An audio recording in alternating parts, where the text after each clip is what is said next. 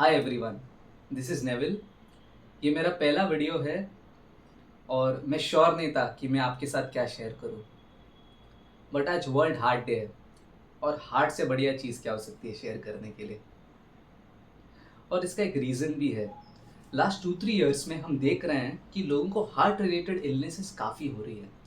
लोग डरे हुए हैं, जिम जाए या न जाए, खाना क्या खाना चाहिए। यूट्यूब ने काफ़ी सारा इन्फॉर्मेशन ऑलरेडी शेयर शेयर कर दिया है। इतने सारे बढ़िया-बढ़िया पॉडकास्ट है, लोग बता रहे हैं, डॉक्टर्स बता रहे हैं कि क्या खाना चाहिए, एक्सरसाइज़ क्या करनी चाहिए, कितने बजे उठना चाहिए, क्या चीज़ नहीं करनी चाहिए। But is there any other perspective? कुछ और थॉट प्रोसेस हो सकता है? लकीली मैंने इसे एक किताब में पढ़ा था। किताब का नाम है आउटलायर्स, ऑथर है इसके मैल्कम ग्लैडवेल। इसके पहले चैप्टर में ही उन्होंने इसका ज़िक्र किया है। चैप्टर का नाम ही रोसेट्टा स्टोरी है। और रोसेट्टा क्यों? क्योंकि ये स्टोरी है इटली की और इटली में एक जगह है जिसका नाम है रोसेट्टा। अब रोसेट्टा में जो मैक्सिमम लोग थे वो फार्मर्स थे, तो इनकी डेली एक्टिविटीज फार्मिंग के अराउंड रिवॉल्व होती थी। अब होता क्या है कि जो कोई भी प्रोफेशन में रहता है उसको अपने फ्यूचर की चिंता तो होती है। और इन फार्मर्स को भी काफ़ी टेंशन आता था कि हम तो पढ़े लिखे नहीं है, तो हमारा फ्यूचर क्या रहेगा, बच्चों का फ्यूचर क्या रहेगा। और एक एक्सपेक्टेशन होती है, हम सबकी होती है, यार चलो अब्रॉड चले जाते हैं, फॉरेन चले जाते हैं, कुछ अच्छी अपॉर्चुनिटीज़ होगी वहाँ पर। तो इसी उम्मीद से एक 5-6 लोग निकल गए यूनाइटेड स्टेट्स के लिए। और वहाँ पहुँचने के बाद शुरुआत में उनको काफ़ी प्रॉब्लम्स हुई, बट फिर जाके पेंसिल्वेनिया में ये लोग सेटल हो गए। एक 2-3 महीने के लिए वहाँ पर भी इन्होंने फार्मिंग की। अब जो वापस घर पर थे, जो नहीं गए, वो जब खाली बैठते थे सोचते रहते थे कि यार ये लोग जो आगे गए इनकी काफ़ी तरक्की हो गई रहेगी, हमने भी जाना चाहिए। तो फिर एक 1882 में एक 100 से 200 लोग निकल गए और वो भी पहुंच गए आपके पेंसिल्वेनिया में। और फिर पेंसिल्वेनिया में जो भी यहाँ पर लोग आ गए थे इटली से, इन्होंने सब ने फार्मिंग की। कुछ समय बाद रेस्टोरेंट्स भी खुले, चर्च खुली, लोग घर पे ग्रेप वाइन बनाते थे। जो लोग फार्मिंग नहीं कर पाते थे, जिनको नॉलेज नहीं थी, उनको सिखाया। हॉस्पिटल्स खुल गए, स्कूल्स खुल गए। और ये थी हमारी रोसेट्टा की नॉर्मल लाइफ। अभी ये हुई 1882 की बात, जब ये सब हुआ। अब इसके 70 इयर्स बाद सीधा 1950 में वहाँ से 50 किलोमीटर दूर पेंसिल्वेनिया में एक मेडिकल सोसाइटी का कोलैबोरेशन था। लोग सारे जो मेडिकल फ्रेटर्निटी के थे वहाँ पर इकट्ठा हो गए थे। और एक फिजिशियन थे जिसका नाम था स्टीवार्ड वुल्फ। अब स्टीवार्ड वुल्फ एक स्पीच देने वाले थे और स्पीच का टॉपिक बेसिकली था कि यूएस में लोगों को जो बीमारियां हो रही है क्यों हो रही है। अब उस ज़माने में यूएस में बहुत सारे लोगों को हार्ट रिलेटेड इश्यूज होती थी, कोलेस्ट्रॉल की इश्यूज होती थी। तो स्टीवार्ड वुल्फ इसको एड्रेस कर रहे थे। अब जैसे उनकी स्पीच खत्म हो गई, वो नीचे आए स्टेज से, तो एक उनके जो कलीग थे उन्होंने कहा थोड़ा हम भी डिस्कस कर लेते हैं। तो कलीग ने उनको एक बात कही कि आपकी बात तो सही है कि यूएस में काफ़ी सारे लोगों को हेल्थ रिलेटेड प्रॉब्लम्स हो रही है, बट आपको पता है यहाँ से एक 50 किलोमीटर दूर एक गांव है, वहां पर तो लोगों को ये सब प्रॉब्लम नहीं हो रही है। इनफैक्ट 65 ईयर्स से जो नीचे हैं उनको तो हार्ट रिलेटेड प्रॉब्लम्स ही नहीं हो रही है।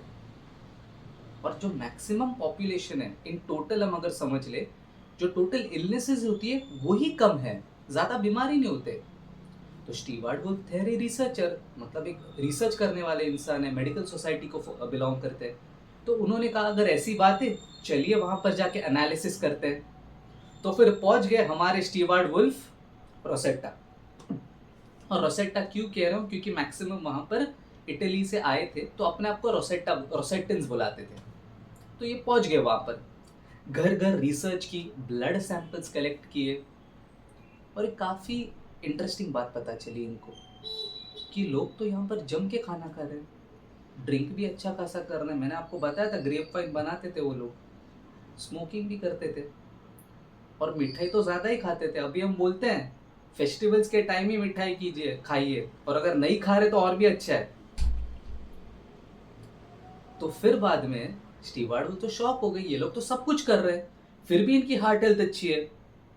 तो फिर स्टीवार्ड वुल्फ को रियलाइज हुआ, अब रिसर्च और थरह करनी पड़ेगी, ऊपर ऊपर से नहीं होगा।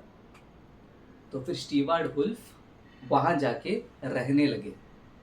2 महीना उन्होंने वहां पर बिताया लोगों के साथ, और काफ़ी इंटरेस्टिंग बातें उनको पता चली। इनफैक्ट अगर मैं कहूँ, सीक्रेट पता चली उनको। जो लोग रोसेटा में काम करते थे, जब भी सुबह काम को जाते थे, काम से वापस आते थे, और अगर कोई पहचान वाला मिल जाए तो उनसे ज़रूर बात करते थे, इग्नोर नहीं करते थे उनको, और दिल से बात करते थे। जेन्युइन कम्युनिकेशन होता था, ऐसे नहीं कि 5 मिनट भाग बात कर लो फिर चले जाओ। फिर वहाँ पर जो सारे फैमिली जो रहती थी, बेसिकली पूरी जो फैमिली ट्री होती थी, सारे एक छत के नीचे रहते थे। जो घर में सबसे बड़ा इंसान है, जो घर में सबसे छोटे इंसान की रिस्पेक्ट करता था, और जो सबसे छोटा है वो तो ऑब्वियसली रिस्पेक्ट करता ही था। बट यहाँ पर केवल रिस्पेक्ट की बात नहीं है। अगर कोई छोटा है बताता पापा मैं क्रिकेट खेलना चाहता हूँ, पापा मैं फुटबॉल खेलना चाहता हूँ, तो एक ओपन थॉट प्रोसेस होता था। जो बड़े हैं वो सुनते थे, इस नई थॉट प्रोसेस को समझने की कोशिश करते थे और अपने आप को ढलने की कोशिश करते थे। जो छोटे थे वो भी सुनते थे बड़ों की, अगर कुछ पर्सपेक्टिव दे रहे नया। अगर कोई घर में खाना बनाता था, कुछ स्पेशल बना है आज, तो सब अपने मोहल्ले में बांट देते थे सबके लिए। फिर वहाँ पर उन्होंने 22 सिविक ऑर्गेनाइजेशंस भी फॉर्म की थी, अलग अलग एक्टिविटीज़ के लिए, ताकि लोग एक दूसरे से घुल मिल जाएं। फिर सबसे इम्पोर्टेंट बात, वहाँ लोग क्या करते थे कि अगर कोई अच्छा कर रहा है ज़िंदगी में, अमीर है, तो इसको शो ऑफ नहीं करना होता है। अगर आप अमीर हो, आपको शो ऑफ नहीं करना है, इसको डिस्करेज करते थे लोग। और अगर कोई पीछे रह गया तो उसको आगे आके लेके आते थे, मदद करते थे उसकी। अब स्टीवार्ड वुल्फ ये सारी रिसर्च जाके मेडिकल सोसाइटी को दे दिया उन्होंने, और कहा मेडिकल सोसाइटी को ये मेरा एनालिसिस है। मेडिकल सोसाइटी सोच में पड़ गई, भाई ये क्या लेके आ गया, ऐसा थोड़ी होता है, ये तो पूरा मतलब थियोरी है, इसमें फैक्ट्स कहाँ हैं, ये तो अजम्पशंस है सारे आपके। Health is only related to an individual. इंसान ने खाना ठीक से खाना चाहिए, एक्सरसाइज करना चाहिए, सुबह जल्दी उठना चाहिए। तो स्टीवार्ड वुल्फ ने बताया कि मैं थोड़ी बोल रहा हूँ ये गलत है, ये तो सब सही है, पर मैं बोल रहा हूँ कि हेल्थ ऑफ कम्युनिटी भी इम्पोर्टेंट है। हमें सिर्फ हेल्थ ऑफ एन इंडिविजुअल नहीं देखनी है, हेल्थ ऑफ अ कम्युनिटी देखनी है। इंसान की सबसे इम्पोर्टेंट नीड है social awareness, social communication, social होना, और वो है real, being real social, not just on social media. लोग जेन्युइनली एक दूसरे से मिलते थे, खुश रहते थे। इसका एक सिंपल एग्जाम्पल मैं आपको बता सकता हूँ। जब हम घर से निकलते हैं हमारे, तो आप सोचिए अलग अलग तरीके से, हम कभी ऑटो से जाते हैं, हम ट्रेन से जाते हैं, बस से जाते हैं। कभी अगर आपका किसी के साथ झगड़ा हो जाए, तो आपको पता है कि बात बहुत आगे तक बढ़ जाएगी। आपको पता है बात मतलब मारपीट तक पहुंच सकती है। क्यों? उसको आप पर गुस्सा है? नहीं, उसके अंदर फ्रस्ट्रेशन है। ये कम्युनिटी है हमारी। अगर कम्युनिटी खुश नहीं है तो आपको डर के रहना पड़ेगा, क्योंकि किसी के साथ भी आपका झगड़ा हो सकता है, आपको नहीं पता वो कौन सा गुस्सा आप पे निकाल दे। अब इसका दूसरा एग्जाम्पल आप समझिए।